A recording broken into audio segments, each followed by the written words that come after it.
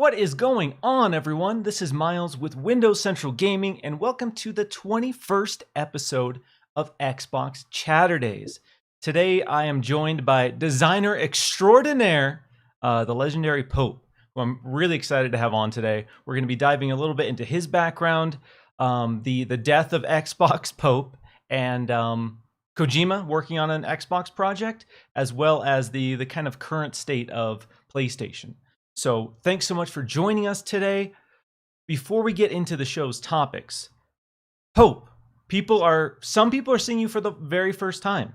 People likely know the brand, but in terms of that beautiful mug of yours, a lot of people haven't seen it, myself included. So going into this live stream, this was the first time that I've seen your face. We've talked in the DMs a bit. I know you from Twitter, but this is the first time I've personally seen you. So I appreciate you getting on cam and chatting with me today. And you're a really awesome figure in the Xbox community and in the gaming community as a whole. So I do want to spend the top part of the show talking a little bit about your history. How long have you been designing, and how exactly did you get so synonymous, at least for us in this community, with gaming? Yeah, so my sort of design history goes back 30 years. So a long time, and it's mainly brand orientated. I've designed for some of the biggest brands in the world, mainly in like retail. So stuff that you might see in store, on shelf, or it could be because I work for a lot of fragrance companies. I'll not mention names because so a lot of the aftershaves and perfume bottles that you might see I've kind of designed. Cereals, names of cereals. Then crisps that you, once you pop, you just cannot stop. So yeah, I mean, before that, I used to design exhibitions. I think in the US you guys call them booths. So I would travel around the world, sort of building these huge exhibition stands. For the likes of BMW or Mercedes and crazy things like that, So I've kind of been around the block a lot. How did I get into the gaming console? So I think it was one day this guy, I can't even remember his name. I think it was something like Iron Wolf or something. And he kind of goes, "Can you do as a Gears Xbox controller, Gears of War?" And I was like, "Oh, well, I've never really done something like that, So I was, I think back then I didn't have any sort of 3D models of controllers because all my work's done in 3D. So I just kind of got away with photoshopping elements over the top of, a standard white or a black controller. And people liked it, I was like, "Oh." And then it was, "Well, can you do me I don't know, Halo, can you do me logo, can you do me and God, it was 2014, so how long is that now? 14, 15, 16, 17. That's 7 years, right? Am I? Yeah. 7? Well, yeah, so, and it's still like that today. It's like, "Can you do will you put my logo on an Xbox Series X, please? Will you put or will you do as a PlayStation, So yeah, it's been a fun ride, and I think along the way, I've met some wonderful people, really nice, and that's what's developed Pope into more of a community-driven person rather than a game-driven.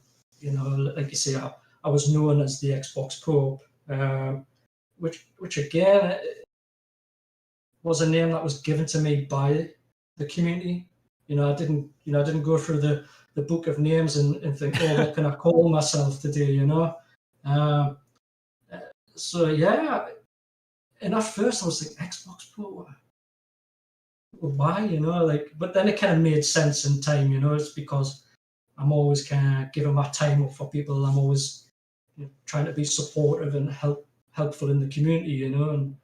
And just be that sort of pillar that people can lean on when they're just having a bit of a hard time. because I think, especially now, more so with this COVID, um, I think a lot of people have sort of struggled mentally. And I know gaming's sort of been a big help in that. But I think it's also just because some people were always by ourselves. You just want someone to talk to, So I think I've always said on my Twitter feed, hey, if you want to talk to Pope, come talk to Pope. I'll always spare some time, even though I'm crazy busy all the time, just to sort of have a chat and find out what is it, what's going on. So that is a bit of background about Pope. He's old. He's going grey. Look at. I'm going grey. Yeah, you got that salt and pepper going on. Appreciate that. Some ladies appreciate that. It's a good look. I have to wear the hat, because I'm going grey and bald on top. So it's all happening. But you know what it is? The funny thing is about getting old, especially when you're creeping into your 50s. You just think in a different way. You think about life in a different way. You're more sort of relaxed, a bit more sort of, and I think that's an advantage in the community. Let's say that people should look towards slightly older people just for that sort of comfort blanket. Let's say where we've kind of been through all the tortures and the pains of some things that might have happened to ourselves in life. So it's always nice if you can give the sort of correct advice to someone, to maybe look at doing this or try this, so yeah, it's cool. Yeah, no, absolutely. That's a really big part of this community and a really great thing about the gaming space, especially recently. There's a lot more people invested in lifting each other up and helping each other out. And social media is synonymous with a lot of negativity. It seems like on a broader scope, you have people invested in attacking people and tearing people down. But I'm unfortunately I'm not getting into my 50s, but as I get older, that becomes more and more obvious that I don't really have the time or energy to try to tear anyone down or really even interact with people who have that as their intention, because exactly. I mean, I did, I'm like anybody else, there's only so much you can take before the big block button comes out, But you know what I've started doing? I think I would rather just sort of mute someone or time somebody out and just let them sort of think, let's say. And what I've seen with some streamers, because I'm a big supporter of streamers, and I always like to kind of jump in the streams and maybe give them a shout out, a little bit of a hype. Even sometimes I'll do fan art just to sort of make people aware of this awesome person, because they're doing long hours, they're doing long days, just to sort of give us a bit of entertainment. So they need a bit of a pat on the back, let's say. That's my way of doing that,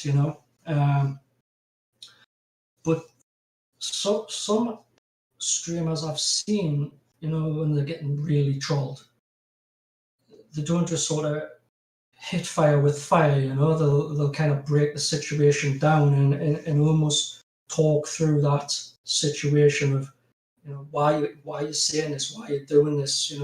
Maybe we should do it. Let's work together and fix why it is you're giving us a hard time, And I think, if a lot more people did that, you would probably find, not that I'm trying to make peace, love and war type of world, it's just, I think people just need to be a bit more respectful to people, and sometimes I get a bit of a hard time in social media, but I'm so laid back. I'm more laid back than horizontal, it's like I generally don't let it bother us too much. Yeah, you got to kill them with kindness at the end of the day. We've had people come into this stream and obviously we're more Xbox centric, so they come in pushing this narrative that, Xbox is trash or PlayStation's better, and instead of like taking that personally or banning that person. In the past, I'll bounce it off. I'm like, you know what? Hey, you're making a point here. I understand. PlayStation's doing some great things, but that's not really what this is about. We're not trying to decide which platform is better here.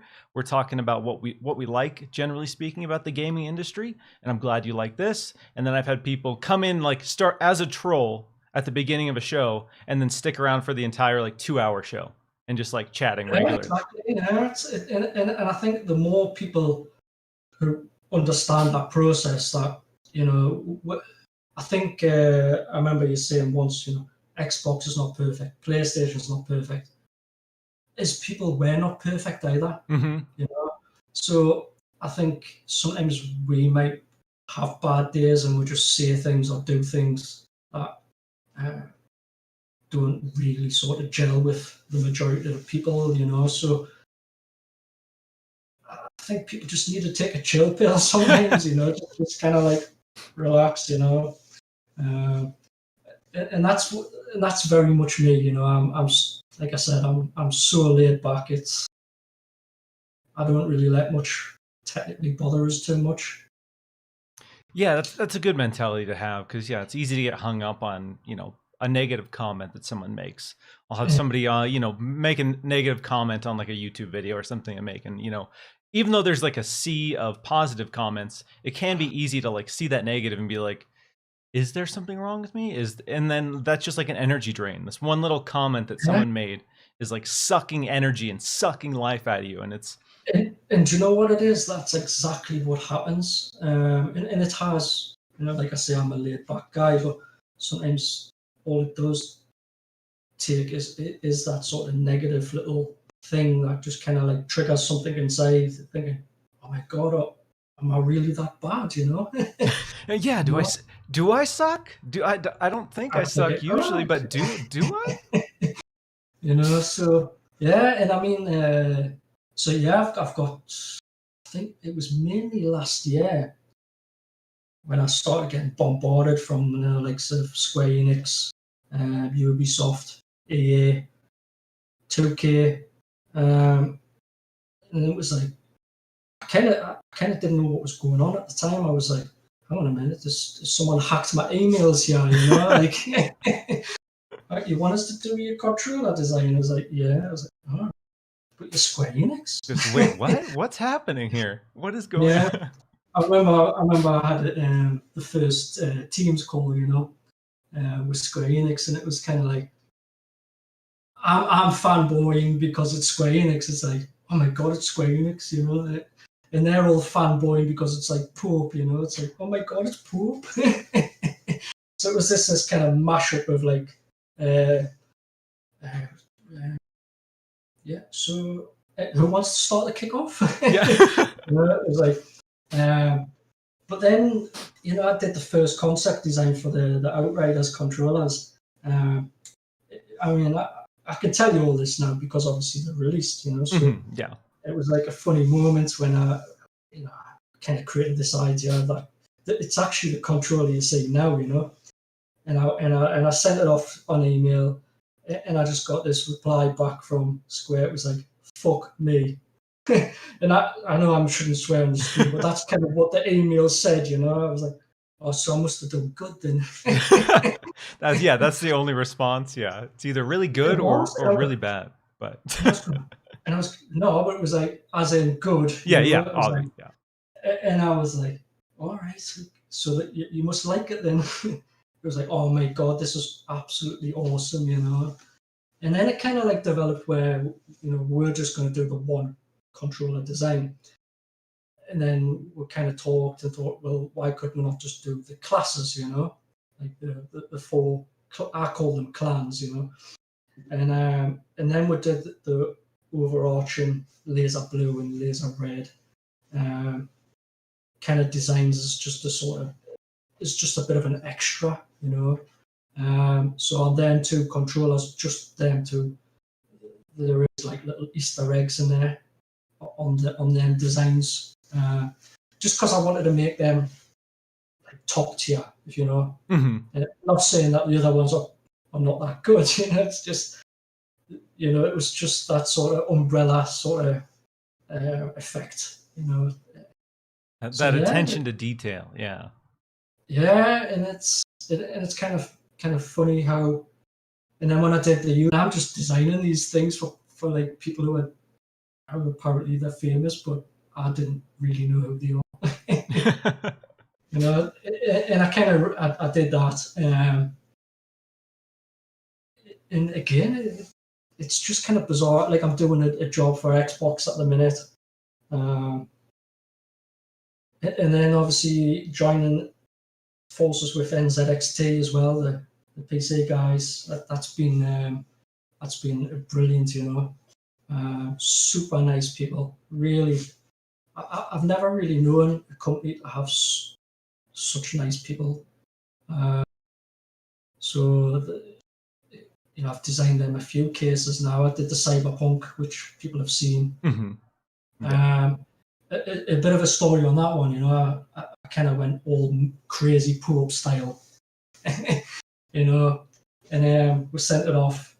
I mean, everyone in the company loved it, you know, and we sent it off to the guys at Cyberpunk, and it was like, oh, it's amazing, but can we do this and can we do this and can we do this? So it was like it just gradually got watered down, you know. It was to the point where it just become a little bit what they wanted, other than, you know. Not quite the original vision there. Yeah, and I think you know, just for your audience, you know, if you're in the creative industry, you know, or even just any industry, when you're working with clients, you know, there's always going to be pushback. There's always going to be someone within that company who's going to want to put their kind of stamp on things. So sometimes you can take that away as a bit of a, oh, well, they don't like my design, or my, like have I done a bad job? But you know, it's not about like, you just got to kind of learn to adjust, to take that kind of with a bit of a pinch of salt. You know, it's Yeah. I guess you probably get it in your industry. You know, there's different tiers. That you might have the best idea in the world, but you know, Let's try this. What if he did this? Yeah, there's exactly. yeah, you have somebody with one idea, somebody else with a different idea, and eventually you have four people with different ideas, and then it ends up being whatever it ends up becoming at the end of the day, when all four of these different Yeah, ideas are Frankensteined into one thing. Like, all right, well, here's what we yeah. got. Here's what we settled on. So I tend to say to a lot of people, especially in my industry and designers, you know, there is no right or wrong answer. Like there isn't. You know, um, when you look at the likes of a cup, a glass or a cup, you know, they both do the same thing. The whole liquid, you know, it's what which one's the right answer. You know, do you really need a handle or do you not need a handle? You know, it, it it's just, and I think people will probably find that later in life as they progress in their careers or their industries, that you know, you've just got to kind of learn to not take constructive criticism, it's a long word, um, as bad is bad. Do you know what I mean? It can be good. Exactly. Yeah. Not criticism shouldn't fundamentally be designed to be personal, and that's, I think, an issue that some people struggle with, especially as a creative. If you have a bold, Yeah, big idea, like I used to work in the music industry, used to record artists, used to make music, and you know, you come in and you have this idea, you have this vision for what you want it to be. You show it to your producer, you show it to the band, and then they're like, no, I don't like this. And then as like a creative, you're like, I was really set on this. I really like this. But if yeah, somebody can come to you with, you know, a constructive spin and be like, what if we tried this? What if we change this part to this part? It's a tough tool to have, but it's an important tool to be able to look at that feedback and say, you know what? Let's try it. Let's see if maybe I was coming at this wrong, and maybe this is going to make the final product better.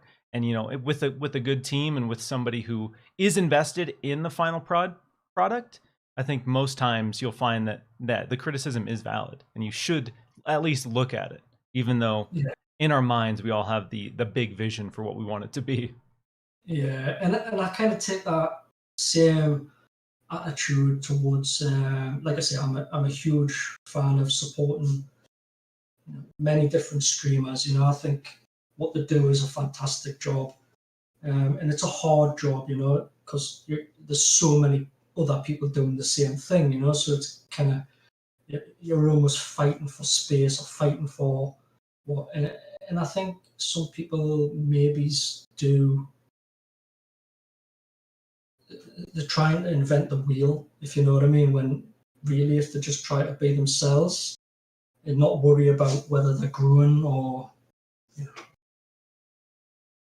Sometimes it's less probably about reinventing the wheel and more about changing out the rims, finding the rims that fit your style and say the exactly. wheel Yeah, works. We don't need to change the wheel. Let's just change the look. Let's change the style a little bit, and that goes a long exactly. way.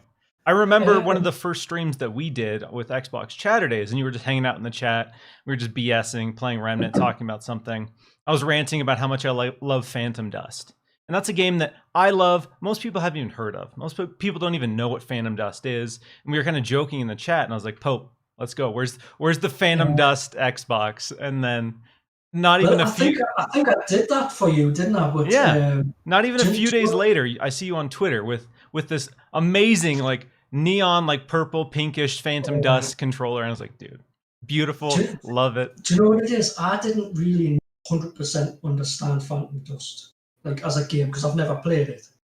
So sometimes when I haven't, a part of being a designer is you have to do research, because otherwise you're just creating something that you don't really understand. So when I was reading up about Phantom Dust, that game was so advanced of its time. Hmm. It was like, oh my god, this like there was just things in there, even though it kind of graphically didn't look, you know, Yeah, it's like a amazing original compared to that. Xbox game, so it's Exactly. yeah. But when you read the small print and all the mechanics that were involved, it was like super advanced. It was like, oh my god, So yeah, I think some people maybe take gaming and see them as, oh well, it doesn't graphically look brilliant, so it's rubbish. I don't like this game. But when you get into the mechanics of the game and the smaller little gem moments, as I call them, you probably find it's one of your favorite games of all time. Yeah, I could do a 2-hour rant on why Phantom Dust is still a game unlike any other and was decades ahead of its time, but I won't. I'll save everyone 2 hours of their life and not do that. But if you ever want to talk about Phantom Dust, hit me up on Twitter. I can rant all day. Got to give a quick Yeah. shout out to everyone who's hanging out with us right now. Mr. Joanna Dark, Paris in the mix. What up, man? Yodani, Eternal Umbra, a lot of awesome people, and appreciate you guys tuning in. I'm gonna get to a super chat as well from Mr. Joanna Dark, who had this loaded before the show even went live. Do you think we see a curated version of Game Pass on Switch that is rolled into Nintendo Online service to justify Game Pass and make it lucrative for Nintendo? So, Pope, I don't know if you've been following the recent developments regarding this collaboration between Xbox and Nintendo, but um, for the people who aren't aware, and if you're not aware, basically everyone looks at Phil Spencer's shelves like they are the Bible. Phil Spencer's shelves hold the truth, hold the future. Yeah. Block those shelves. People are gonna get out a magnifying glass and identify everything on there.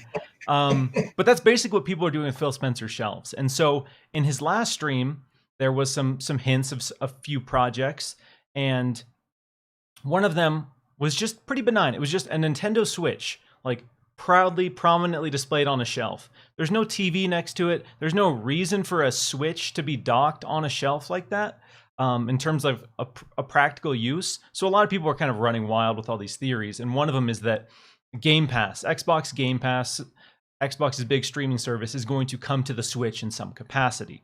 So that's the big rumor. There's been some recent developments that say that could be more likely than ever before.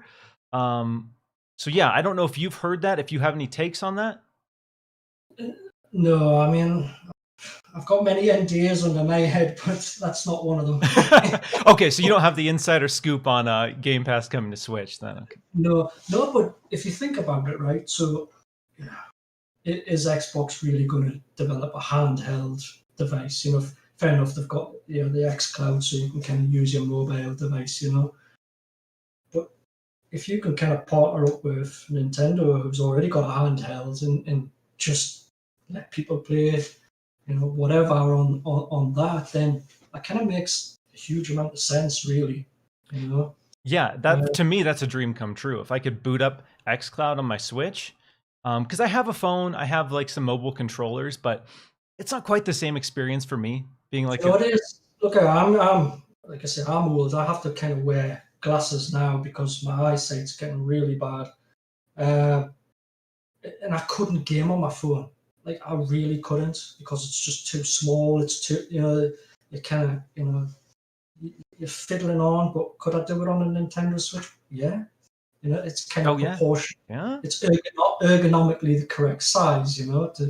So to me, I would rather play my Xbox games on a Switch if I could.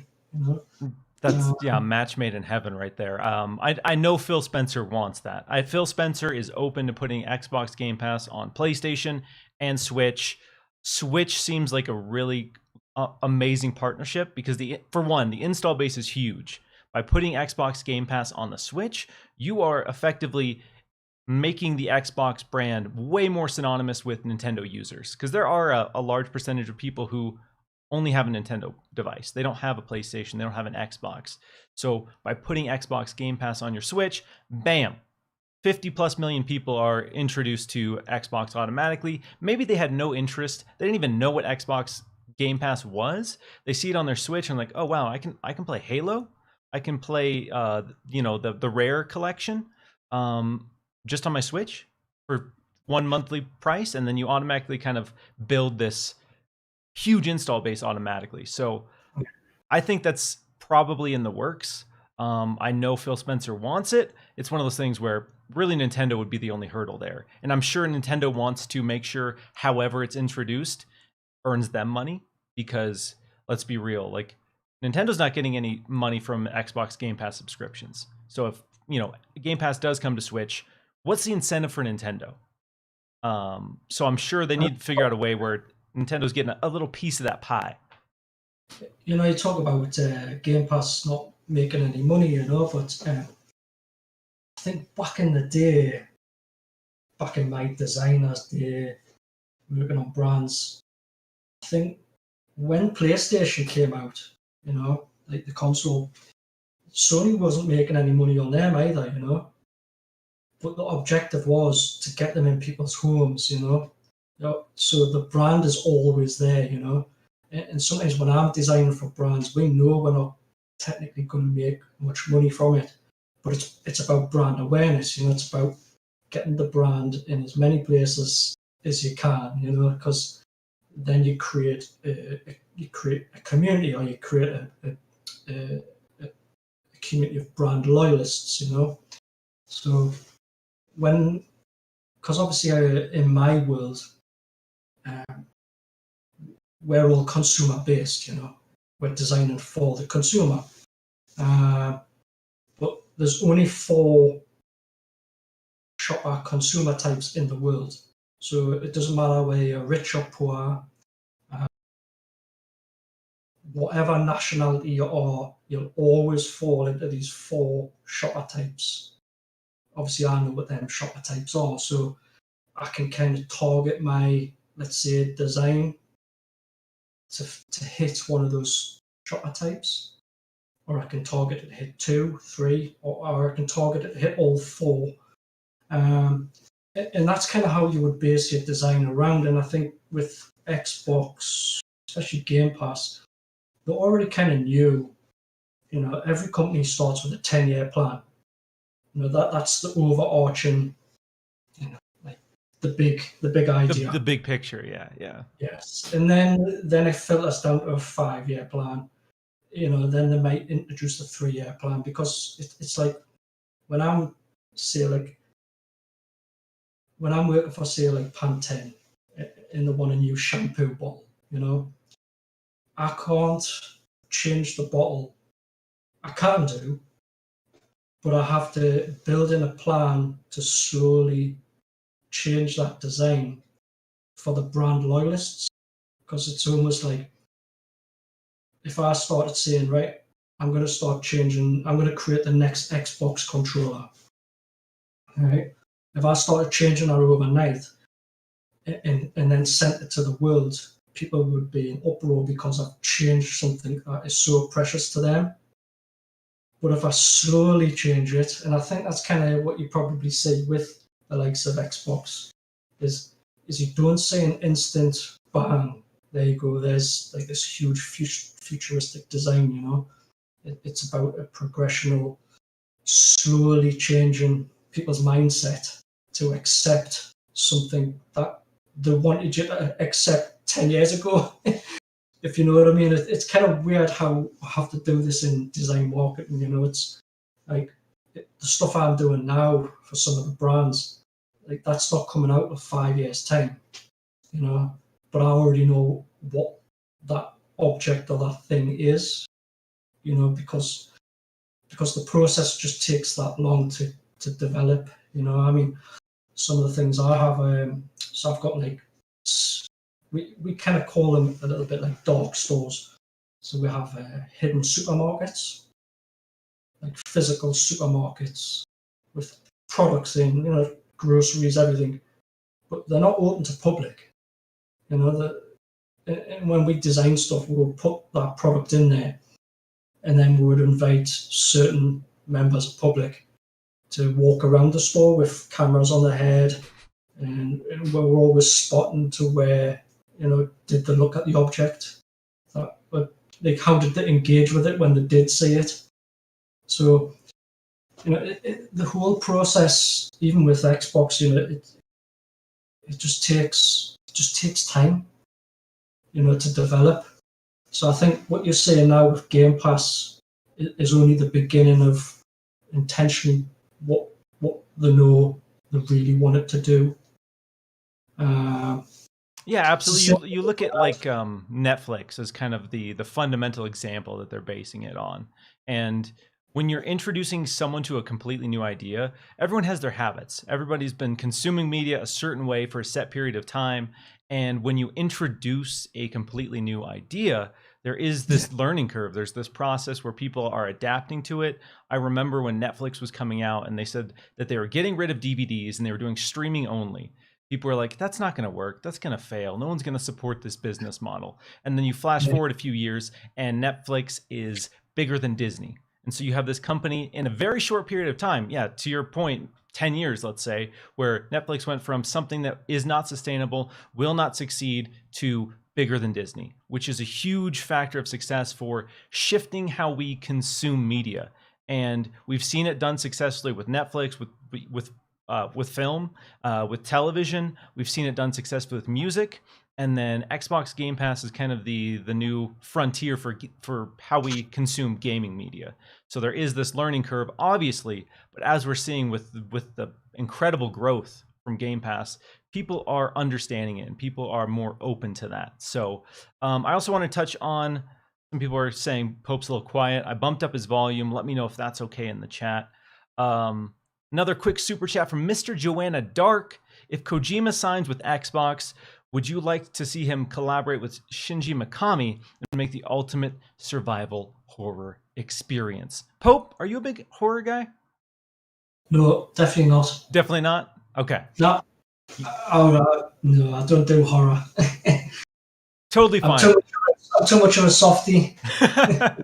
Yeah, I have a few friends who do not touch horror, don't go anywhere near it, totally adverse to it. So I get it. It's spooky. I guess I'm just one of those strange people who likes that sense of kind of fear and just, the tingling you get when you play a horror game. So I'm a big horror nerd. Kojima, because of the whole Silent Hills tease, he has now become the, I don't know, figure of first person realistic horror, which as a horror nerd, it's upsetting to me that so many people associate Kojima with horror, because that's not really his bag. But that being said, he did have some cool ideas with Silent Hill. So I think a lot of people just really want to see him actually release something in that vein. So, to your question there, Mr. Joanna Dark, I would like to see Kojima just do his own thing. A collaboration with Shinji would be amazing because he's this legacy figure who's, created Resident Evil and has this pedigree when it comes to horror. But when it comes to Kojima being Kojima, I just want somebody to give him a sack of money and just be as weird as he wants to be. Obviously, people had different takes on Death Stranding. It was a weird game. It was a weird idea. But that's kind of where he shines in my eyes. Is he's one of those figures who has big, wild ideas, and he's only successful when he can actually execute those big ideas. So for me, give him money, let him be weird, and let's see what a Kojima game looks like post Death Stranding, post Metal Gear Solid. Yeah, I mean, I think some people need to look at people who can kind of create quite out the box, experiences or things, and not be too critical towards it, because I think with Death Stranding, although it did have this kind of very weirdness about it, going back to the mechanics of the whole thing, the digging deep inside of it, you probably did get a different kind of experience once you understood, the sort of message and what it was all about, rather than looking at some kind of, graphic sort of visual, that kind of like of this baby and stuff, and you think, oh my god, this is creepy and this is kind of weird, He's really amazing at weird, and that's why I love Kojima. Like, I'm not a big fan of stealth games, so this might be controversial to some people out there. This might trigger some people out there, but I'm not a huge Metal Gear Solid fan. I understand that those games are cool. I understand why people like them. I like them for the weird story bits, the moments where we have these just incredibly odd dynamics between characters. And then as soon as it gets to the stealth gameplay, I'm kind of over it. I'm out of it. I prefer his method of storytelling more than his gameplay historically. Sorry if that upsets anyone. I get it. Metal Gear Solid's a big deal for a lot of people. I just don't really care about stealth stuff in general. So yeah, I think I do get asked quite a lot to do a Metal Gear controller design, I think. yeah, that's a big deal for a lot of people. That franchise is huge. There's been this long-running rumor that they're going to remake the first one as a PlayStation exclusive. So people were sad when Kojima left Konami because they have this kind of association with him and Metal Gear Solid, which has kind of been his baby and his legacy in the video game industry. Yeah. It's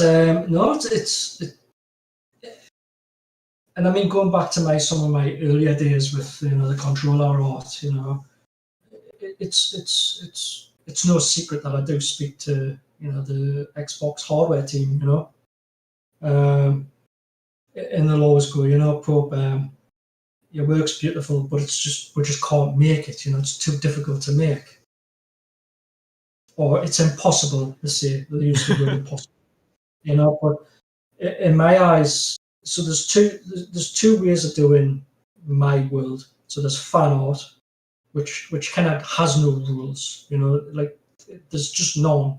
You just create whatever, and half the time they only take us 10 minutes to do because I don't allow my head to think. Just feel it out.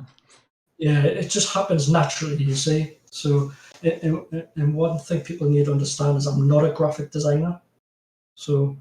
I create $1 billion interiors for a living. I create huge Disney World experiences for a living. So I don't treat graphics as graphics. I treat them as stories. So when you see my designs, they're telling a story. They're not. It's not a graphic. So I think.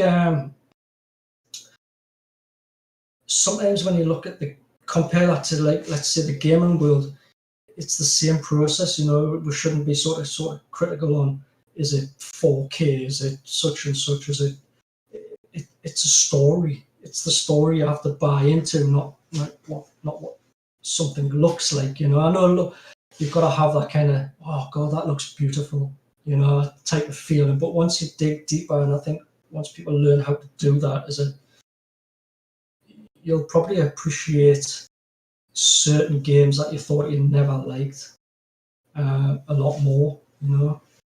Yeah, because we've all played those games that look amazing. They look beautiful. You can tell there was a lot of time spent into creating a gorgeous environment, but then everything else falls short.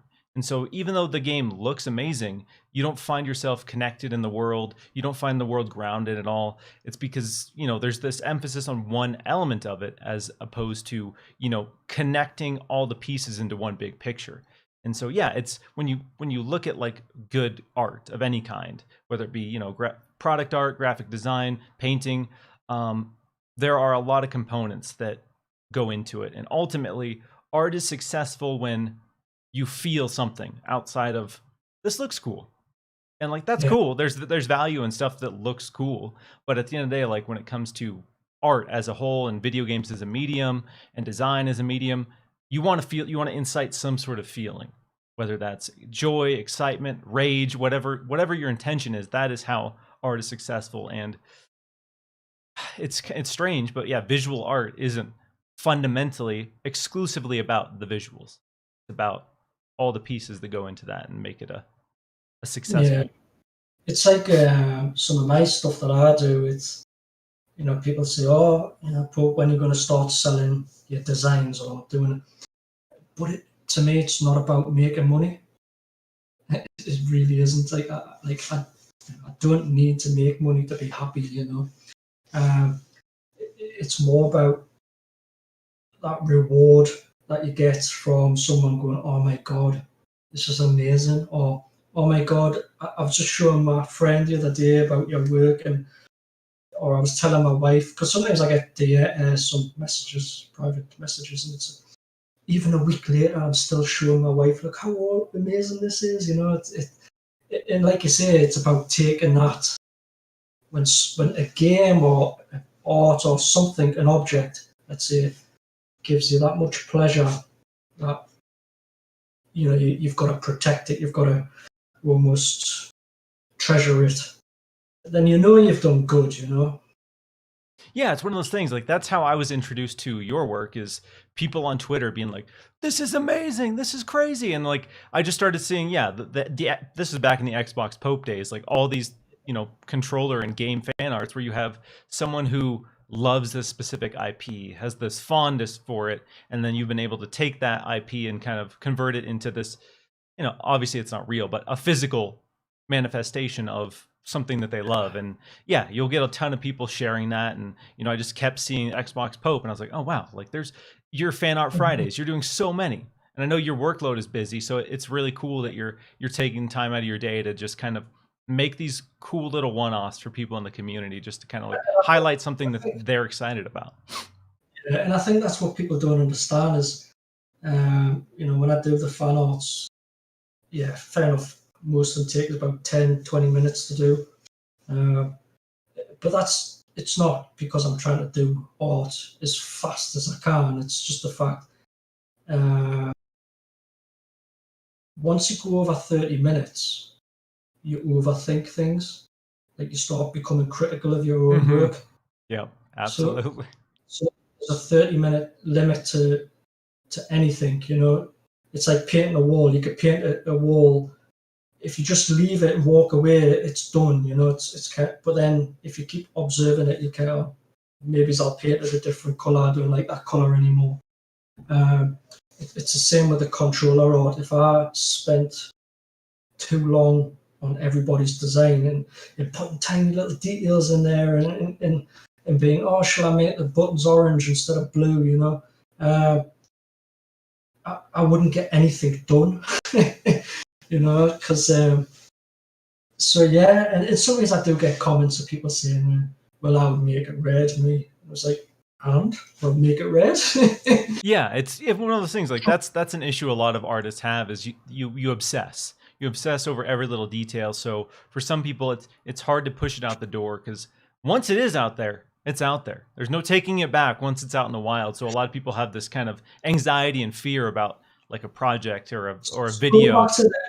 going back to the impossible bit when I was getting told of Xbox, it was impossible. It's only impossible because it hasn't been done yet.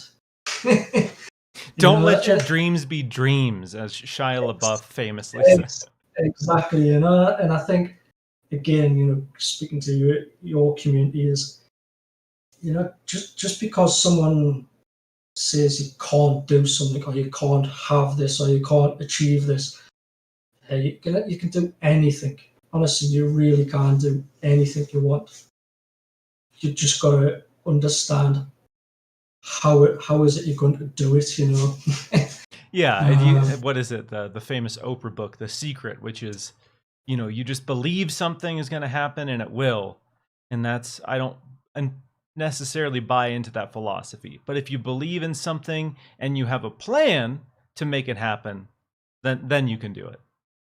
Yeah, it's like me. It's like me. I mean, like I said, I've got some like 15 to 20 partnerships happening at the minute with some big gaming names and stuff. I never even thought this was going to be like this. Like, really didn't, and even now when I'm in team calls with some really top people, it's like,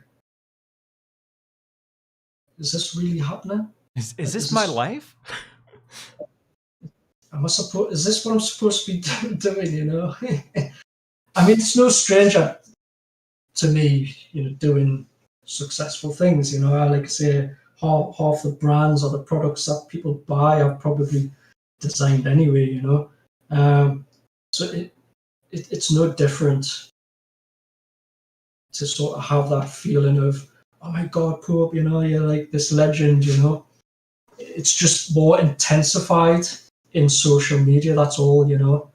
And then I think I have people say, oh, well, you're not going to speak to me anyway now, Pope, that you're famous. It's like, I'm not famous. I'm just a normal dude. Still got to pay the bill. Yeah, exactly. That's a good attitude to have. Like that is your career. That's what you do. I mean, you've obviously gained a lot of traction, and a lot of that, comes from those like we talked about, those viral kind of posts where people see this thing and they're like, I love this. This is amazing. I love this brand. I love this product, whatever it is. I'm so excited to see this exist in this format, which is something I love. Yeah. So a couple of weeks ago, as me and Shameless Blackley, the godfather of Xbox, the Messiah, is so I'm just chilling, and then I get this message from Shameless, and I was like, he's like, Pope, do you fancy working on something together? And I was like, what? You're the godfather of Xbox? Sure, wait, and so anyway, me and him kind of did some team calls, and as most people can probably hear in the thing, I've kind of got a mixture between an English and Scottish kind of accent, so it's quite strong in its nature, Well, a little known fact is Shameless lives, well, he's got family or friends not far from where I live, So he has me in this call speaking my accent, quite strong Geordie. And they're all asking us to keep speaking more. It's like, say that word again. Go and say that word. Or speak more Geordie. And I'm thinking, get out with that. You're the godfather of Xbox. You got me here speaking Geordie. What the hell's going on? Anyway, we're going to build this Marmite's jaw. And I went, Marmite? I was like, yeah, we're going to do Marmite. So honestly, that's how bizarre sometimes some of these calls can be.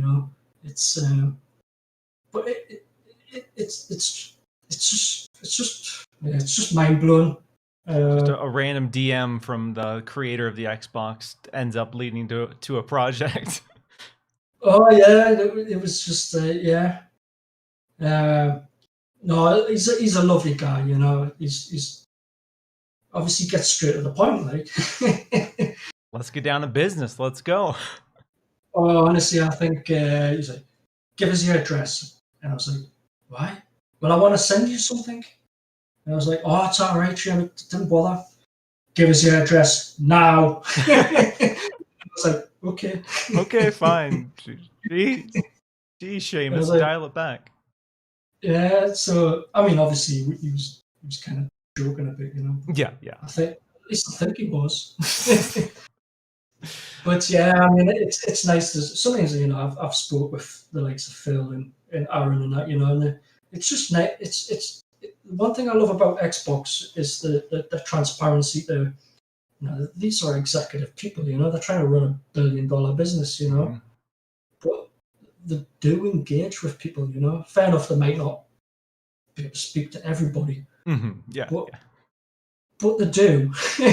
You know, it's, you know, you don't have people say, you know, oh, you know, just because you've got big numbers, you know, you get more attention. Well, that doesn't kind of work, you know. You can still have a few followers and still have the same awareness to these people as someone who's got a tick next to the name and 200 million followers. You know, it doesn't make them any more important.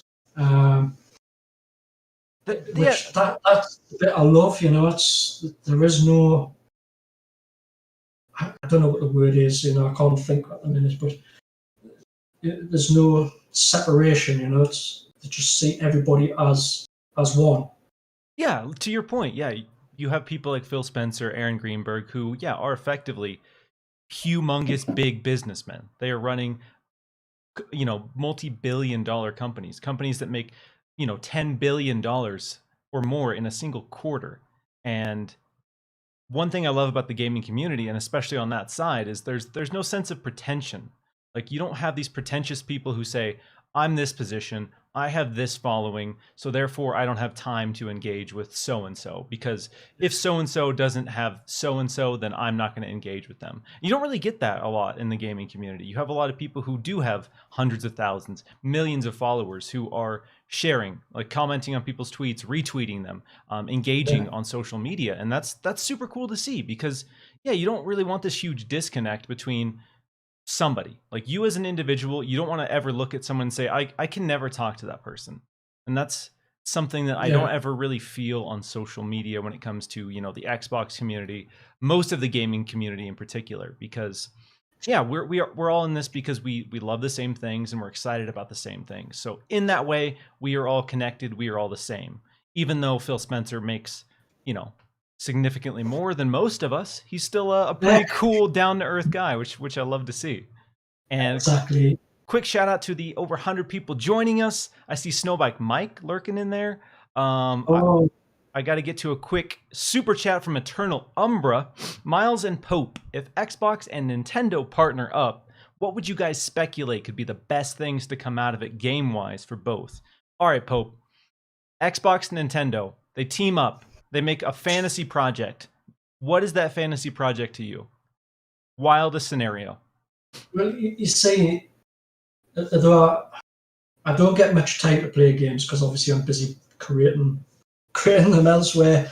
But my all-time favorite game has got to be Titanfall. So if they could, you know, master a Titanfall 3,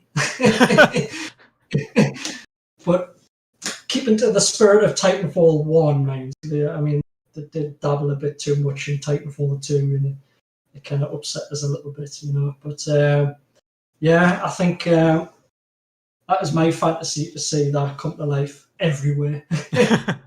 Just see a Titanfall, a conclusion to the Titanfall trilogy.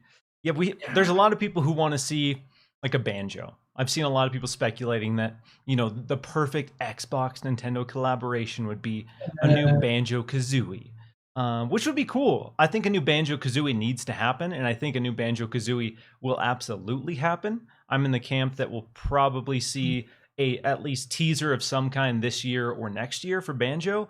I don't think it's going to be a Nintendo collaboration. I don't think Nintendo is going to be involved in any capacity, but I understand why people want that. Rare owns it, Xbox owns it. It would be cool for legacy's sake to have Nintendo collaborated on it in some way. But what would my dream collaboration be? I want to see, you know what I want to see? I want to see Xbox have a Super Smash Bros. Clone. I want Xbox to be able to have access to the actual Super Smash Bros. Ultimate game engine and then throw in all their mascots. Master Chief, Frank from Dead Rising, Joanna Dark, Senua from Hellblade. Give Xbox the Smash Bros. Engine and give them the carte blanche to just go wild and make a Smash Bros. Clone. That is my dream collaboration. If no holds barred, I can have anything I want, that's it. Let's go. Let's make it happen. It's funny, you know, because like obviously there's going to be another digital E3, isn't there? But yeah, we're actually gonna. I guess that's a good segue into. Are you one of those people who thinks that E3 is like the Christmas for gamers? Do you look forward to E3 every year? definitely, yeah. I kind of, in fact, in my house, obviously, we can get a bit busy. I literally kick everybody out on E3 day. Like, out the house. In fact, I just give them money to get out the house. Just go. Here's $50. Go see a movie. Just I need my space. Go shopping. Just get out because nobody can disturb us on E3 day. You know, yeah. And I think it probably gets like that for a lot of people. You know, I mean, I've never experienced an E3 physically, just because obviously. Most of the time I'm in a different country working, doing something else, you know, or it's just logistics. The logistics of it all is just too much for me to do, you know. But I would love to experience an E3 physically. Yeah, were you sad with the kind of way things went down, you know, last year? I mean, obviously we had the pandemic, so everything was a little bit weird. But people last year were talking about how, you know, traditional E3 as we know it might be dead and gone because everyone was, you know, doing their own presentations, you know, having their own digital showcases. But then this year we had, you know, Phil Spencer come out, head of Xbox. We had Doug Bowser, head of Nintendo, come out and basically say, you know, what is great about E3 is that it brings the video game community together. And they kind of push this message that the reason that they are both going to be at E3 is because they want that sense of unity. And that's also, you know, boiled up all the Nintendo Xbox collaboration rumors. But what do you think about that message? Do you think that is what makes E3 so special, is the sense of everyone, no matter, you know, if you're a competitor, everyone's coming together to showcase games? It's so important, you know. I mean, I'm always a big believer that the physical is always better than the non-physical, you know. Because if I was like, for example, if I'm going to send you a tweet or an email, you as a person at that time might interpret that whichever way. You might think, oh, is he angry? Is he sad? Is he happy? Is he? Well, you know, if I physically had a call with you like I'm doing now, you kind of see that emotion as I'm telling you the words. And I think when it comes to the physical of E3, it's that same emotion. It's, you know, you've spoke to someone for like 6 years on Twitter, and then you've finally got to meet them in person, you know, or you've gamed with someone for 3 years, and now you've finally got to meet them in person and sort of and experience like something new, something that nobody else kind of knows about, if you know what I mean. Well, everybody does, you know, but you're playing first hands on with this new game that's kind of going to come in a year, you know. It's all about them little, you know, them little happy moments, them little memories that you can kind of cherish and take away. And I think what COVID's done is it's obviously kind of took all that away, obviously. But I think, you know, last year's digital E3 was okay, it was fine. It kind of did what it had to do, you know. Everyone had to adapt quickly and figure something out. So I think this year we might experience or appreciate it a lot more better. And I think because everyone's used to working from home at the minute, I think we'll experience some good things this E3, you know. Absolutely. I'm in the same camp.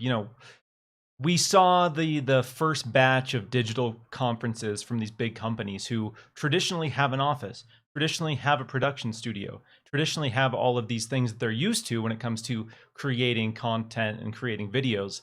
That was all stripped away with the pandemic, so they had to kind of adjust. So we had, the memes of people like Aaron Greenberg coming in with like just an awful web camera. So you have Xbox, this huge company, and then you have Aaron Greenberg get on a terrible web camera with a terrible mic Yeah, and like I've got a terrible webcam because I don't really need anything cool, you know.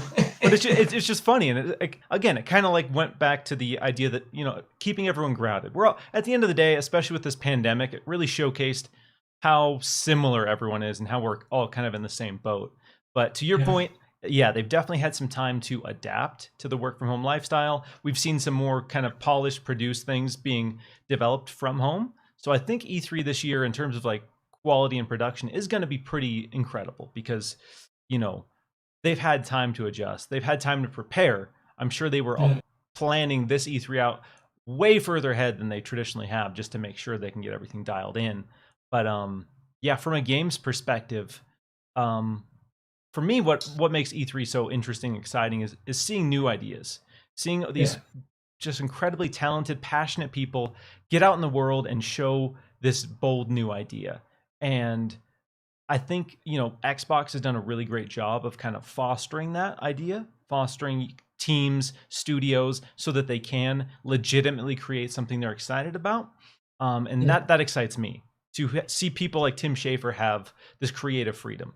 Double Fine, one of my favorite studios, Tim Schafer, an incredible industry figure, but he's publicly come out and said in the past that every time they put out a game, they're basically worried about their doors being closed forever if it doesn't sell well. And so whether you want to, keep your integrity or not, that is ultimately going to affect how you develop a game, the scale you develop a game at.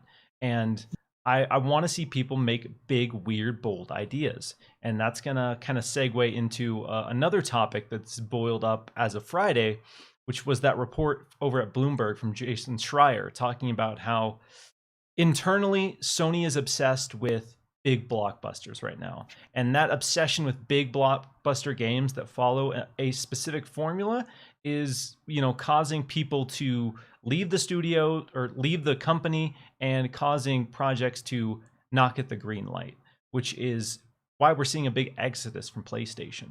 So you've been playing games for a long time, so I'm sure you've seen the kind of arc of PlayStation. What I used to love about PlayStation, especially PS1 era, they were not afraid to be weird. They were not afraid to take huge risks with games. They had incredible, bold ideas. Ape Escape is still one of those experiences that I will never forget because not only did it introduce the DualShock, the dual stick, but it did that in a really innovative, exciting way.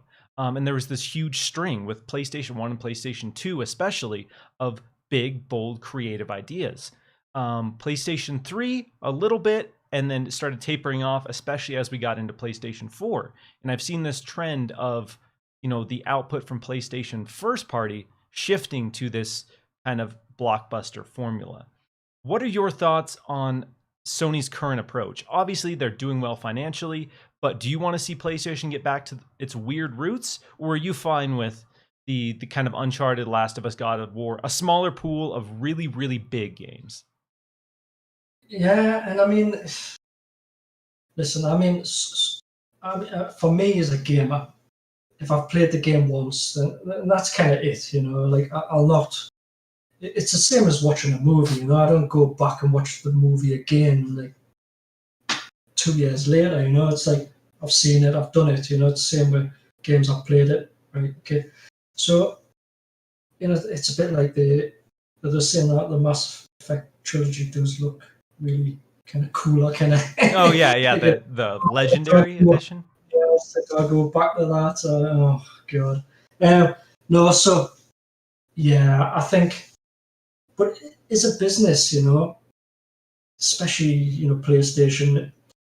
They probably could take risks back in the day, but as they've grown, so has their responsibilities. Yeah. You know, because you've got more people, more people to feed. You know, make sure everyone's paying their mortgage. You know, it's so I think sometimes you've got to kind of think where does your risk level kind of go after that?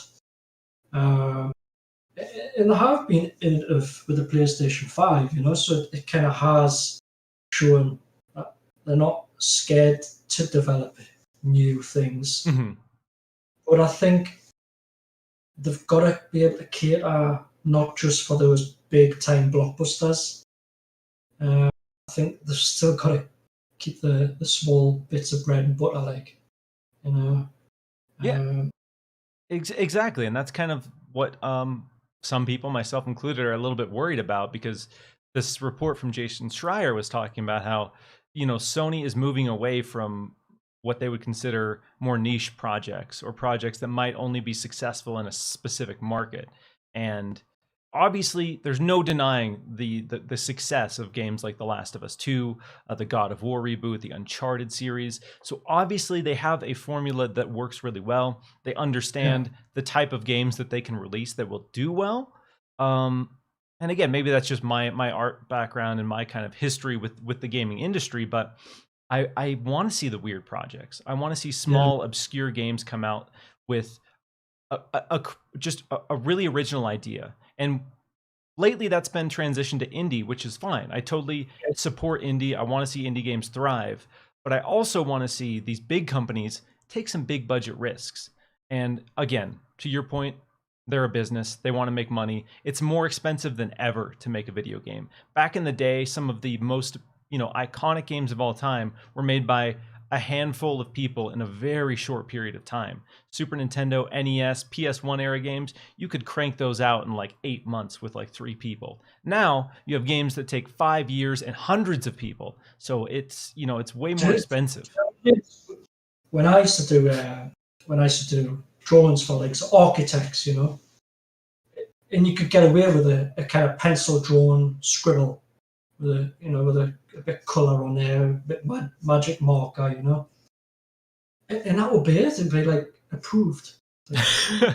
And then they introduced 3D, so like I used to create all these huge, $1 billion interiors in 3D and put in all the different textures, the wall textures and stuff.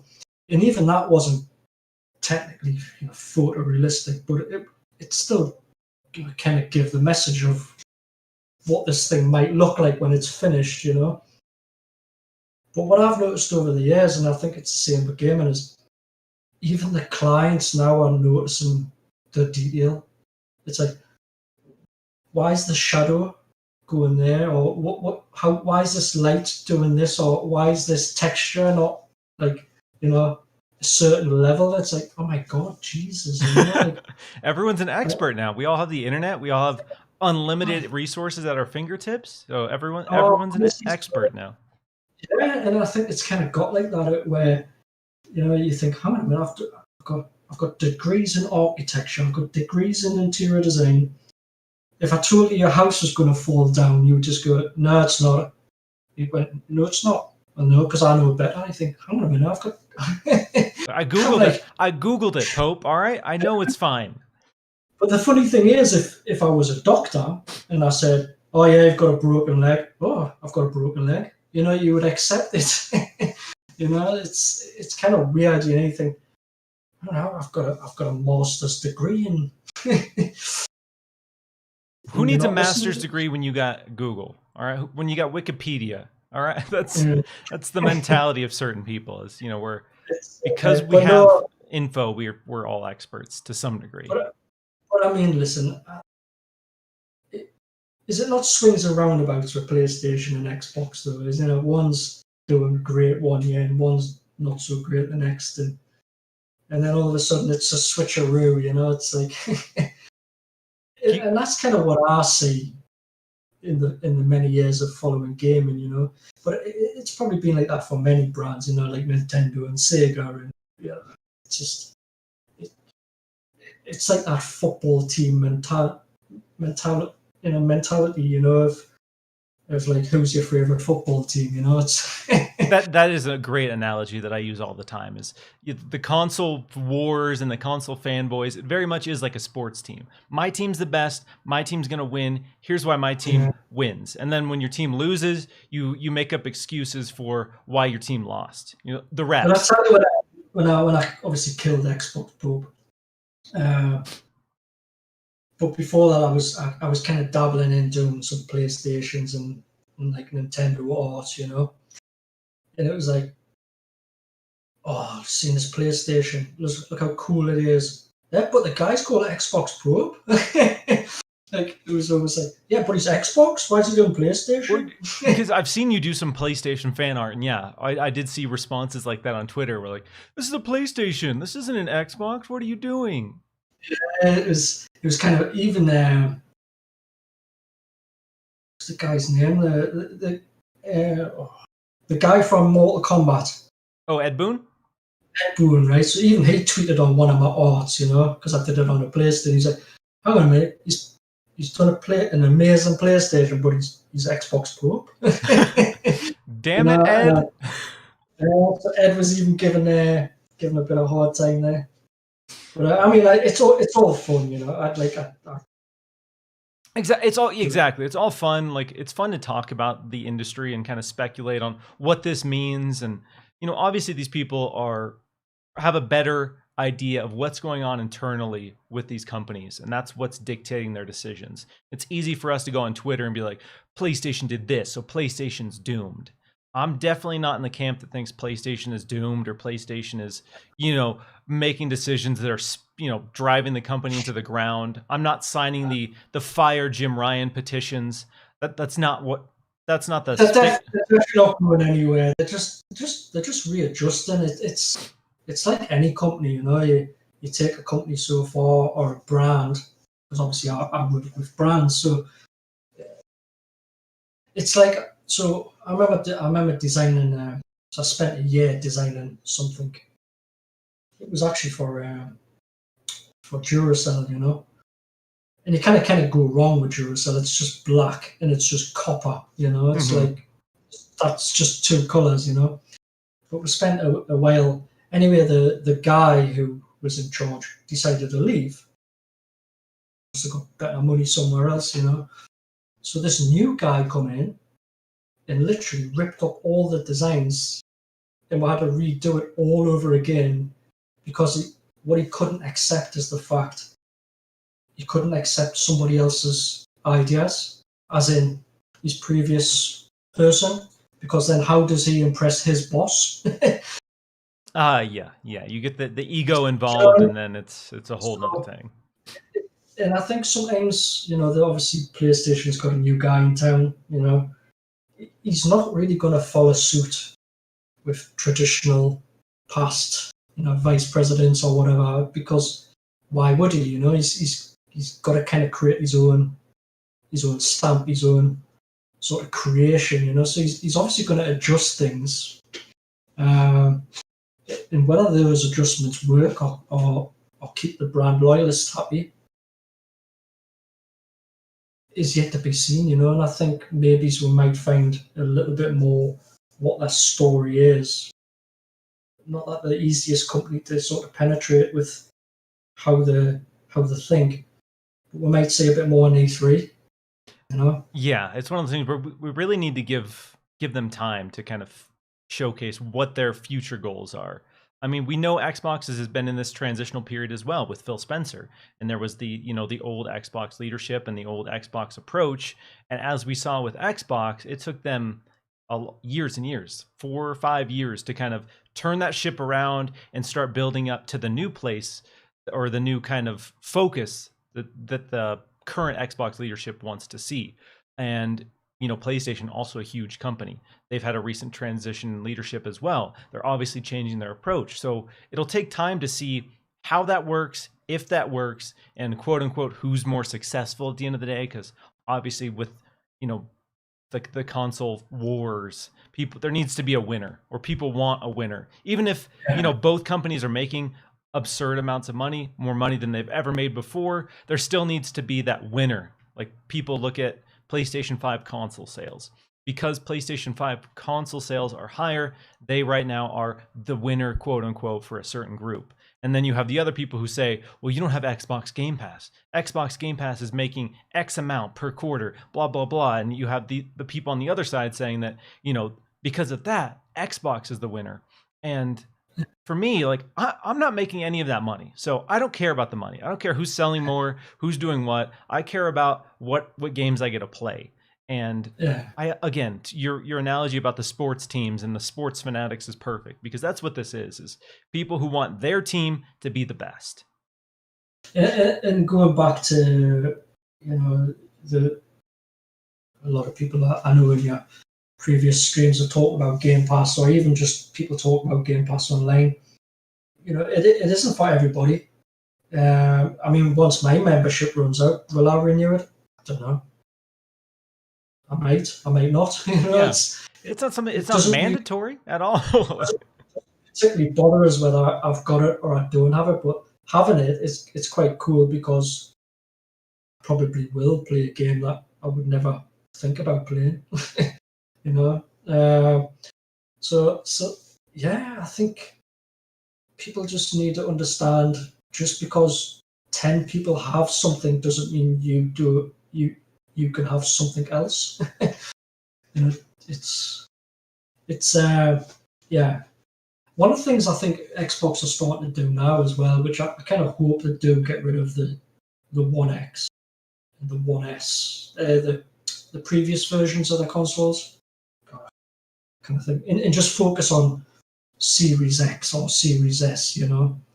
I kind of hope that's what they do, just because I know not everyone's got the money to purchase hardware. Plus, hardware is so damn hard to get a hold of at the minute. Yeah, absolutely. But I just think, keeping them old consoles, it's not helping. Do you know what I'm saying? And I think one thing PlayStation's quite good at is just saying that's the end. That's it. Gone. We're done. It's over. We're done supporting it. We're moving on to the next thing. I think they've just recently done that, haven't they? With was it the PS3 and PS Vita and PSP stores. Yeah, they said or they shut those down, or I don't know if they've shut them down or if they announced that they're shutting them down. Sometime in the very near future, those will be done. I think it's June for the Vita store. That'll be gone. And I think we call that in our industry like a jam effect. You could have too much jam in your cupboard and you don't know which jam you're going to have on your toast one day. Whilst if you just have some strawberry and some black currant or something, you're not overthinking. You've just got one or the other. Yeah, am I in the mood for strawberry or am I in the mood for black currant? That's it. You pick one, you move on. But we use that analogy in purchasing, like impulse buying, because obviously it's my job to force. I kind of use the word force, but yeah, it's my job to make people psychologically buy things that they didn't think they needed. Yeah, your job is to convince someone that they need something that they absolutely don't need. So that's why, if people will notice, every 2 years we change the stores around, the layout. Yeah, because it forces you to go down an aisle you wouldn't normally go down. I know you're going for bread and milk. You're going for the essentials, the daily essentials, the stuff that that the perish date is only like a short window. But I really need you to buy some, Coca-Cola and Pringles crisps and watch your favorite movie. But yeah, so yeah, I use tons of psychology, and you probably see a lot of psychology in some of my designs, just because I know how to tick things in the brain. Yeah, there's a lot of fascinating kind of research that goes into marketing and product development, and there's a lot of scientifically proven consistencies between the average person. If they see something X number of times, then it instinctively, the next time they see it, there's what, 50% more likely to buy it because they've seen it X number of times. Or you're using a specific color to pull someone's attention on the shelf. You have shelves just full of products, so you need to have these specific kind of keys that are going to make someone look at that and, maybe want to pick it up. Exactly. It's about product placement. If you think, if I'm selling, Xbox, but then it's on a wall full of PlayStation, how do I, make people only focus on that one object? It's funny because when I'm say I would design for Boss, Hugo Boss. Oh yeah. But in the same week, I could be designing for Lacoste. So the part of, so there's a huge umbrella. So they're all owned by a particular company, you see. But they're all like separate entities within this one big umbrella. So you think, hang on a minute, I've got to make your brand sell more than this brand, but yet you're part of the same company. Yeah, you have these companies with these huge webs where they literally have brands competing with themselves. Exactly, and it's part of the same overall arching, because obviously they're owned by Coty, so it's like, so Coty own all these names, but I've got to make each one sell better than the other. It's so yeah, it gets difficult, So yeah, and I think that's kind of the same process, you'll see with Xbox and PlayStation. One will market things in such a way that just gets the sort of juices flowing in, impulsive buying. It's like, oh, I need an Xbox, and I think they did well with the Series X, to be fair. That thing's super quiet.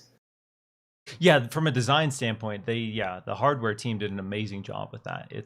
I have a One X. I have it out in my living room now, and when my wife and I play games, she'll play on the One X, I'll play on my Series X, and I swear I can hear that One X from my office. Like the living room's across from me, I'm in here with my Series X, and I can hear the One X like over my headset because that fan is it's going into overdrive to keep that thing like cool. And then my Series X, like I never hear it. It's so fast as well. And do you know what I was thinking? Do you know what I mentioned at the start of your show? It's like, because sometimes when you're designing things, I use technology, or I have technology that nobody's even seen yet, because it's so too advanced that if I was to release it tomorrow, people would be too shocked. And back in too ahead of its time. People can't even wrap their minds around it. Exactly. So obviously I can't show that, or talk. You have the Xbox Series X2 already then? Is that what you're saying? No, but going back to the 10-year plan, and originally when Xbox was doing the, where you could snap to TV, so you could play a game, but you could also watch your favorite TV show. Oh, yeah. The snap feature, I think if they brought that back for the Series X, that would work just seamlessly. It would just be like, I think it would be great to bring that feature back. There's a lot of people who've been calling for the snap feature to come back. Yeah, because I think, because sometimes, like I say, I could be playing a game, but I kind of want to watch your show, your YouTube show, or a streamer. So at the minute, I'm kind of having to use my phone on the side, so to be able to have that feature back would be great, I think. Yeah, no, I totally agree. I mean, it's funny, we've seen, Xbox kind of go away from that, and then we've seen PlayStation kind of introduce the option to have like a picture-in-picture display, basically. So I'm in the same camp. It'd be nice to have like a podcast up on the side while I'm playing some game, like grinding something in Outriders or whatever the game is, like something kind of more mindless, but to be able to have something else as opposed to like having it playing on my phone with like headphones in while I'm playing a game or something like that. That would be cool. But yeah, so we're going to transition to kind of the last topic for the show today. I'm going to open it up to questions from anyone in the chat, but I don't imagine you've played the Resident Evil RE-verse beta. It's maybe currently active. It was active for one night for about 7 hours. They pulled it due to matchmaking issues.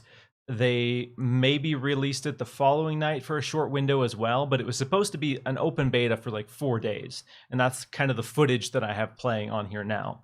I played it the first night at midnight, woke up to see that they had pulled it because of matchmaking issues. It is the worst Resident Evil experience that has ever been made, unfortunately. I'm generally a pretty positive guy on this show, and I don't really like to just tear down games for no reason, but I was flabbergasted. My expectations for Resident Evil Re:Verse were next to nothing. I saw the reveal and I was like, wow, that doesn't look good. And I kind of, went about my day. I was going to play it because I always play anything Resident Evil related. Played the beta, and oh my, I literally said wow out loud to myself because I couldn't believe how bad it felt and looked and played. As you can tell from watching this, look at the running animation. It is one of the weirdest, most awkward running animations in any video game. And it's basically this multiplayer arena in the Resident Evil universe where everyone starts as a human, and then when you die, you turn into the various monsters from Resident Evil. But wow, it is something that I honestly just hope they cancel. Like, I don't see any value in this launching alongside Resident Evil Village. I get that they want to have that multiplayer component, and honestly, I typically like them. I thought Resistance, which launched alongside Resident Evil 3, was pretty cool. Really unbalanced, needed a lot of work, but fundamentally, I thought it was a cool idea. This, I see no value in. I don't want to be a boldy and just like tear this game down, but I don't fully understand why this was made, and then a team signed off and said we should release this and people will play it. It's bizarre, isn't it? But do you not think that sometimes they've got to release kind of something that they probably know is wrong to get the critique, let's say, Yeah, like let's say they have an idea and they want to see if they can make it work. Like maybe they know like this isn't it, but maybe if we put it out there, we can get a guide to get this in the right direction. Do you not feel like a lot of games are copy and paste at the minute though? Like, do you know what I mean? It just looks like is it another Gears? Is it just another? Yeah, is this another Division? Is this another there's it's a third person formula that everyone's kind of sticking to, and I think Outriders had, you could see certain elements from different games, couldn't you? Oh yeah, like Outriders was the Division 2 meets Destiny meets Gears of War. Gears, exactly. You could see the action was Gears, you know what I mean? But then obviously the little the dots above people's heads and come down, it was definitely Division. It's kind of I could say that, but taking inspiration isn't a bad thing, No. or being inspired by something. And I think that's why that game's worked, or people are enjoying it more. It's giving people a little bit of a flavour of their favourite games, because there's Destiny lovers, there's Division lovers, and I think that's what they've probably tapped on. But looking at your clip art on it's just I would just get bored. I'll get bored after 10 minutes. I would just say, right, okay. I played it for about an hour and I had no desire to ever touch it again. I gave it a fair shake. I played it, I played probably 6 or 7 matches of this, and after that point, I had no interest ever touching about this game. It's got a huge community base, hasn't it? Like, there's some hardcore. Resident Evil's a big deal. Like, a lot of people are going to play this. And I don't.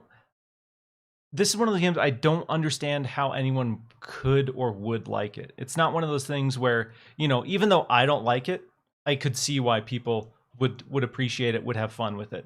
This is one of those rare instances where I don't get it. I just don't get how anyone would play it and enjoy it and recommend their friends to play it and continue to play it, because, oh man, it's been a while since I've played a game this shockingly bad. I'm sitting there, I'm just mesmerized by it. I'm watching on the other screen, of course, and I'm thinking, it's pretty jarring, dude. It's yeah. If you guys haven't checked it out, again, the beta might still be live. Actually, wait, no, today's the last day of the beta. So if you are interested in just experiencing this for what it is, do so. I could see, because like it's to the point where it's so bad, I could honestly expect them to just to cancel it after the feedback from the beta, because oh dude. But again, it's one of those forced multiplayer components that they're throwing in just to have as like a selling point to their game, which again, fundamentally isn't a bad idea. I get that you want to have that tail, that reason for once you've beat the main story to have this option to play, but this ain't it. This ain't it. No.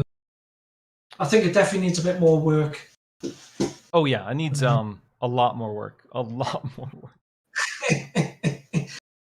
Cool. So yeah, I think we're getting near the end of So I'm going to open it up to you. Just let people know where they can find you. If you have any other kind of additional messages or kind of words for inspiration for people watching, now's your time to kind of shine, and then we'll start wrapping this beast up. Yeah, I think obviously it's pop art, so that was a kind of play on words, obviously, because I do art, so it's pop art. Just for you, because people think I'm called Pop Tart.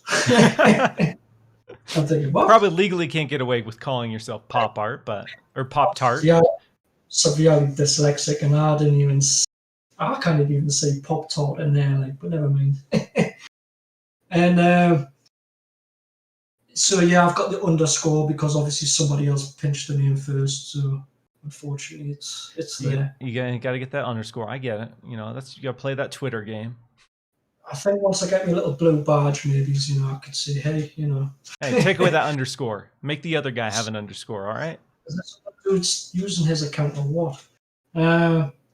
Or yeah, there's pop art designs on Instagram.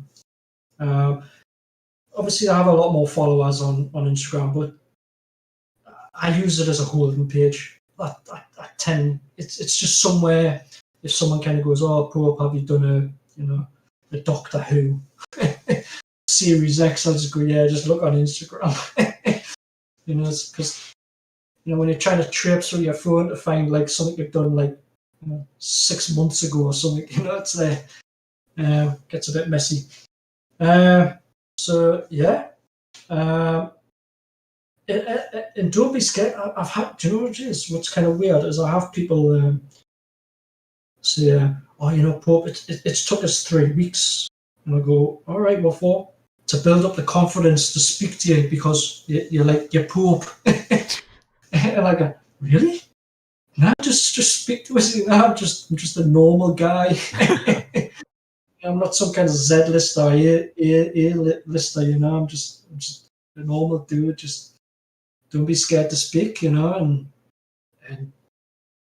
just have fun with yourself, just really do. Because life is really, really too short.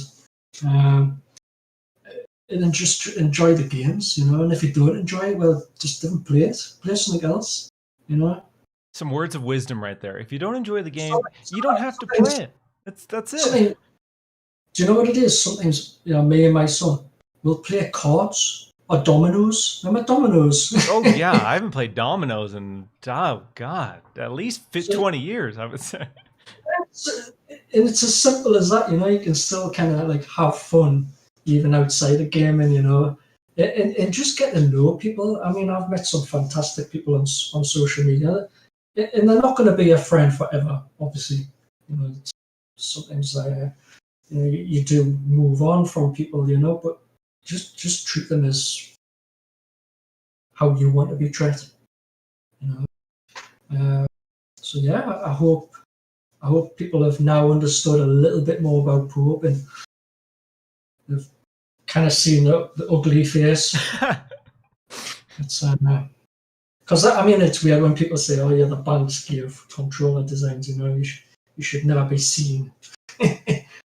Yeah, that's like kind of a cool thing about what we do with this show here is like I try to get developers on, and I try to remind people that there's a person behind these brands, there's a person Yeah. behind these companies, and it's not just this mysterious entity making stuff out of nowhere with no sort of It's moral like, compass or just passion.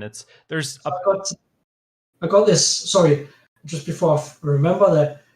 So I got this offer to I don't know, to do something for. What was that other biggest streaming company you were talking about, bigger than Disney? oh yeah, okay, yeah, that one, the Yeah, old, it's got I don't know, begins with an N or something. something like that, yeah, something like that. So I've been asked to do this like crazy, documentary about Pope and show his work and stuff, and I was like, nah, you're just pulling my leg on you. Like this is this. I was like checking to see if it was junk mail, I was like, what? What, someone from Netflix is reaching out? What? So Netflix want to do a documentary on Pope. I was like, this is just a joke, but it's actually true. So, so it was. So eventually, the face was going to kind of get revealed anyway. Um, No, Not that I hate it. It's just I can't be bothered to post this thing all day. where's all the Pope selfies, man? You're depriving the people. All right, I don't know, that's a cool logo I've got now.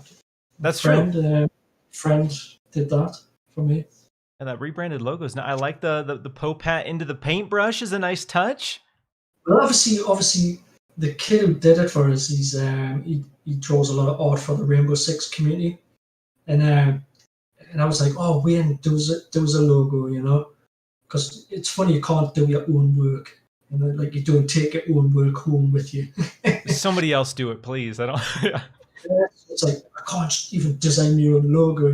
It's like, so he did the logo into the Xbox Pope, the Xbox logo at the top, and then obviously I knew I was going to have to kind of shift, like remove the Xbox part of the brand, because when you're starting to work with other developers, it kind of gets a little bit messy. So I had this idea of like just taking the top off and turning it into a brush because it's kind of art. But the cool thing is I could change that to any color I want. You see. That's right. So, tie it into your, you get that palette kind of in line with the brand. So if I'm doing some PlayStation stuff, maybes. There you go. Just to get a little splash of blue in there. I am doing some stuff for PlayStation and Nintendo. So there we go. You get the Holy Trinity. All three spreading the love. Maybe you'll say something with that chief guy. Is it? I don't know who that chief guy is. Oh yeah. What's his name? Doug? Is that it? Yeah. So yeah, I've got some huge things from all. I'm doing. Obviously, I can't say too much, but a lot of people say, "Oh, Pope, you love to tease," and I think teasing is good. It's fun. It's all in good fun. It's funny because I had this meeting with Xbox, and they were like, "Well, I'll not tell anybody. It's all right. I'll not say anything." And they go, "No, do tease it." What, you want us to tease it? It's like, yeah, I would love to tease. Oh yeah, Xbox isn't really one right now to say don't tease things, because that's been their kind of MO the past 6 months. Yeah. So many teases. So I was like clapping my hands, I was like, yeah, teases, let's go. I'm like the tease king, This was like, so yeah, I'm doing something quite special for some for that. But there's so much coming in down the pipeline. Do you know what it is, Miles? It might stop. It might stop in a year. It might stop in 2 years. I don't know. I really don't know where it's going. I've had companies wanting to do merchandise. Like, yeah, if you want. People want to do lots of things with Pope. I really appreciate the fact that people see him as a bit of an icon. I also mentor, so I mentor some people in university, and they were telling their university tutor, so who's your mentor? And they're going, well, it's Pope. Oh, not God, not Xbox, Pope. And they're like, yeah. Do you know him? And he's like, oh my God, he's a god, yeah. And I was like, shut up, man. You're winding me up here, aren't you?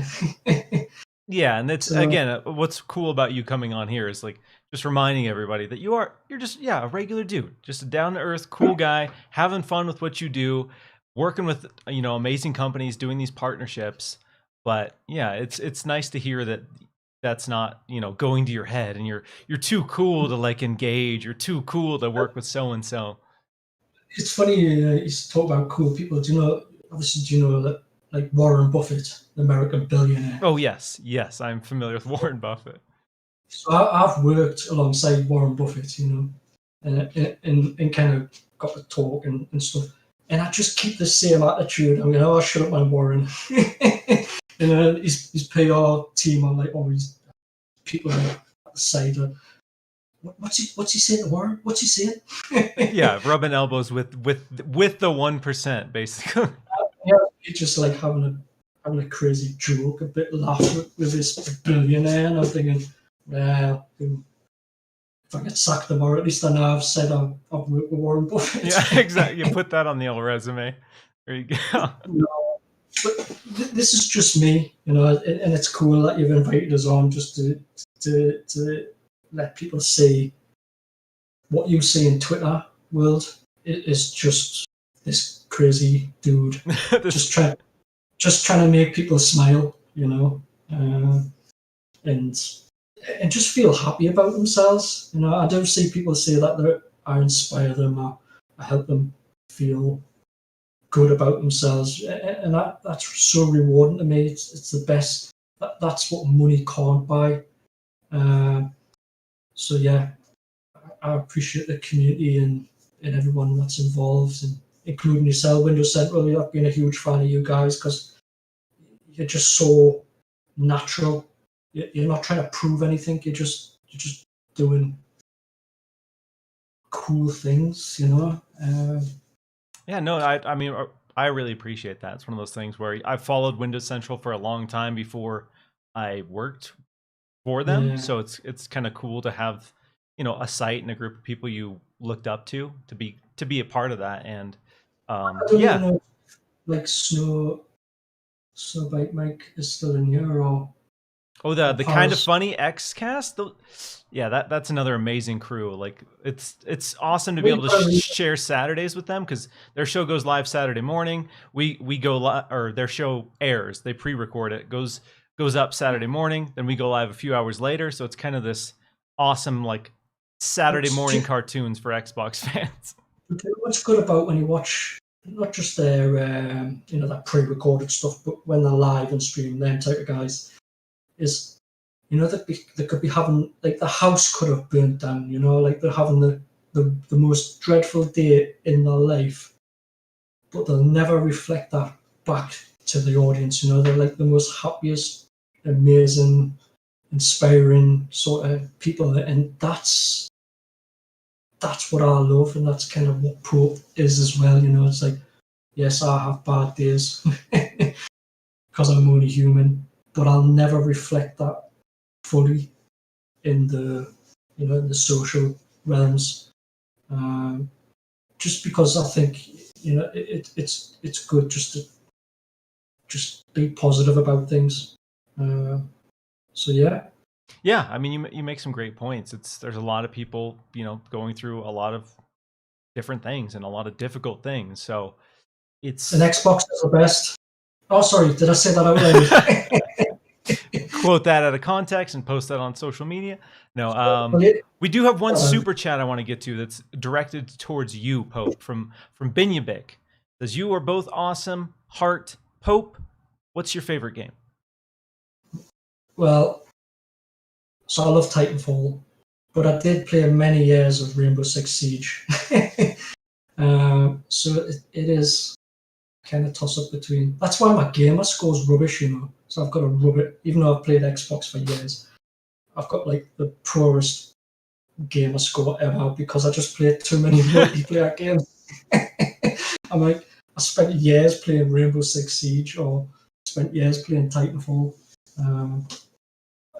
So yeah, but no, it might be there's a little Titanfall dude there, just up there. Just up there, a little splash up there. Yeah, I just love the whole mechanics of that game. You know, it was so fast. It was so just in there, and you had this cool robots that you could just drop from the sky and just beat things up with. You know. Yeah, that was when I first played Titanfall, that was such a cool moment. The first time you call down your Titan, just watching it fall from the sky and slam into the earth, and you get that big impact. It always felt good. Yeah, and that's kind of the reason why I love it. And it's just the fact that it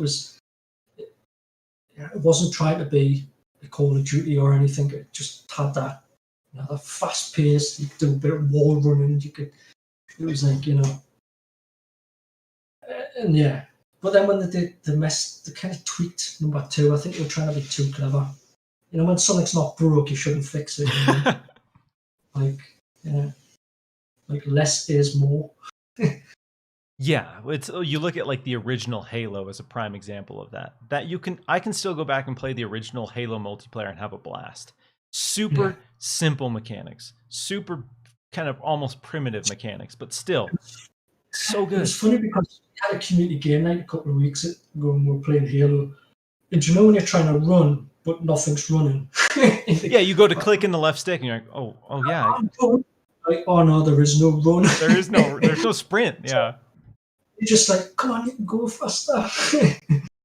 It's like, so it is bizarre going back onto old games, or you're like trying to shoot and it's like, I don't know. So yeah, it's quite fun. But I'm looking forward to the new Halo. Yeah, that is there was some negative press around the first showing of it, but I think what they showed in terms of gameplay, if ignoring the visual problems that people had, what they showed of the gameplay was exactly what I wanted from Halo. It's kind of hard because obviously I do have an involvement with certain people with Halo without going into too much detail. So it's hard for me to be critical because I know what their true intentions are, if you know what I mean. Absolutely, yeah. I know what they're trying to do. So I can't reflect on people's comments saying, no, they didn't like this, they didn't like that. But because I've worked with like creative directors and stuff, I know the true story behind it. And that's really important, is like understanding the intentions and understanding all of the stuff that we haven't seen. Because it would make sense when it comes out, once people understand what it is, then they wouldn't be so critical of what they're seeing, if you know what I mean. That's the scary part about showing an isolated slice of anything. It's, we don't have the context for it. We don't know what else is built up to this. We don't know what mechanics and systems have been introduced. We've just seen this one slice. So people can take that, isolate it, freeze frame, zoom in 500%, take a screenshot of a ugly brute face and be like, Halo sucks. Yeah. So I think, I'm excited to see what they do. And when you get to know these guys, they're super awesome people. It's like the probe's hidden behind a character. You don't know who I am. You don't know what it is I do. But now hopefully today everybody kind of roughly gets a better idea that behind this character is a cool normal guy. Yeah, it's the same thing with like a development studios. Like everyone can fill in the blanks about 343 Industries and what their intentions are, but really they don't know. They don't know the people. They don't know what those people's intentions are. They don't know what their background is. They just have this isolated product slice that they are kind of making blanket statements about, which is yeah. And just don't go sort of hard on these community managers because I speak to a lot of them. And they're just normal people like us. They're not superheroes, they still feel the same pain and torture as us, so and they're all really nice people. Like, when I was working with Square Enix, honestly, they're super. Like, I kind of wanted to marry them all because they're all cool. It's like, can I just be with you because you're like super cool? So yeah. Yeah, that's a good point as well. Is these community managers sometimes can take just a unfair, unnecessary beating from a very vocal group of people on Twitter who are upset that they can't play their video games. But you have to understand that like there's a bunch of people working super long hours, working incredibly hard to make sure that you can kick back and play a video game. And exactly, I think they've done the patches for the PlayStation and the PC for Outriders, and then they've been working hard doing the stuff. It'll get there eventually.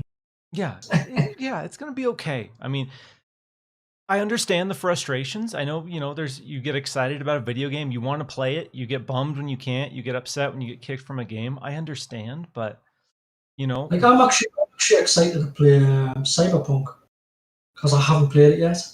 Probably for the best, but only for that reason, because I know they're still, I think it was slightly rushed out, but was that, I don't think that was a marketing thing. I think it was a let's keep the investor type thing. Yeah, we don't want to scare investors because we keep delaying it. And yeah, I played through Cyberpunk and it was I really liked the game. Overall, I really liked the game. I know it's going to be super cool, and it's going back to your Phantom Dust thing. I think there's mechanics in there that haven't been done before, if you know what I mean. So I'm excited to still play it, and I think a lot of people should also be excited to play it because I speak to their developers team, and they are awesome people as well. It's like, so let's not give them a hard time just because someone up the food chain kind of. Yeah, it's one of those things like I feel so bad and upset for a lot of the developers and all of the team at CD Projekt Red who have been working hard on this game, knew it wasn't ready, fought to have a delay, fought to push it back so they could put out the game and the vision that they wanted, and then to have a upper level management team say, sorry, we have to put this out, like what can we do, and ultimately kind of tarnished the release. And it's something that's hard to get back. Like once you've had the negative press, it takes so much work and effort and goodwill to rebuild that reputation, and it really sucks for the people who were excited about what they're doing, legitimately wanted to make this really big innovative game, and just had to kind of settle at the end of the day. And I'm definitely going to play it. I'm deliberately holding myself back from it just so I want them to have time to to put their patches in there or put their little things that they need to kind of do, and then I'm just going to kick back and enjoy it in my own time. Yeah, and that'll be the way to do it, because there's a lot to that game. There's a lot to enjoy, but and on me Cyberpunk NZXT PC. Yeah. Awesome, man. Well, I really appreciate you taking some time to hang out. I'm glad we got to, sit down and learn, about Pope as the person and not just the guy who makes awesome fan art on Twitter and makes awesome branded Outriders controllers. So I really appreciate you taking the time, and I hope, people watching got to, kind of understand a little bit more about you as an individual. And yeah. And I'll bring Pope Art Fridays back at some point. It's just every day is different. I can wake up and it's like I've got nothing to do, and then next day I've got 20 jobs to kind of do. Mm-hmm. Yeah, it's like that's just how crazy my world works. Awesome. So yeah, cool. Well, thank you very much. Thank you for everyone in the chat. I can see you is roughly there. Cool. Awesome. Appreciate it. Thanks for tuning in, everyone. If you're watching live, thanks so much for hanging out with us. We'll be back next Saturday at the same time. And if you're watching after the fact, really appreciate that as well. So take care, and we will see you all next week. Have a good one. Bye.